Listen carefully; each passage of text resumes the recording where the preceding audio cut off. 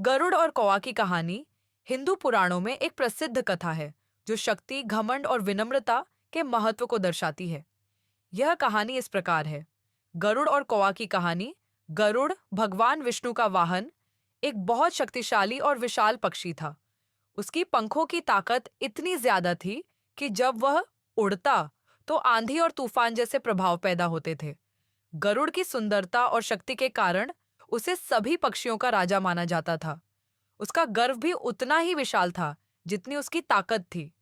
एक दिन गरुड़ आसमान में उड़ रहा था। तभी उसने एक छोटा सा कौवा देखा। कौवा चिल्ला रहा था और अपनी आवाज से ध्यान आकर्षित करने की कोशिश कर रहा था। गरुड़ को कौवा का यह व्यवहार अपमानजनक लगा और उसने सोचा कि वह इस छोटे से पक्षी को एक सबक सिखाएगा। वह तेजी से कौवे की ओर बढ़ा और उसे डराने के लिए उसकी ओर लपका। कौवा, जो गरुड़ से बहुत छोटा था, डर के बजाय अपनी पूरी ताकत लगाकर जोर जोर से काव काव करने लगा। उसने गरुड़ का मुकाबला करने की कोशिश की, लेकिन यह स्पष्ट था कि वह गरुड़ के सामने कुछ भी नहीं था।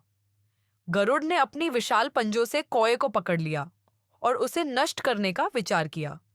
इस बीच कौवा जान गया कि वह गरुड़ के सामने कमजोर है और उसने जीवन की भीख मांगते हुए गरुड़ से कहा, हे गरुड़, मैं आपको चुनौती नहीं दे रहा था। मेरी आवाज से आप नाराज हो गए हैं, लेकिन मैं आपके सामने कुछ नहीं हूं। कृपया मुझे जीवन दान दें। गरुड़, जो अपने घमंड में डूबा हुआ था, रुक गया और कौवे को देखा। कौवा अपनी गलती स्वीकारते हुए कह रहा था कि वह छोटा था और उसे गरुड़ से तुलना करने का कोई अधिकार नहीं था। गरुड़ ने कौवे की विनती सुनी और उसे माफ कर दिया। साथ ही उसे यह भी समझाया कि घमंड कभी भी किसी को फायदे में नहीं डालता, बल्कि यह नुकसान पहुंचाने वाला होता है।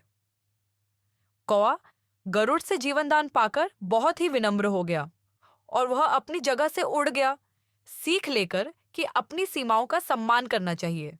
ये कहानी हमें यह सिखाती है कि घमंड से हमेशा नुकसान होता है और विनम्रता में ही महानता है। भले ही किसी के पास शक्ति हो, पर उसे दिखाने से पहले यह समझना जरूरी है कि दूसरों को भी सम्मान देना चाहिए।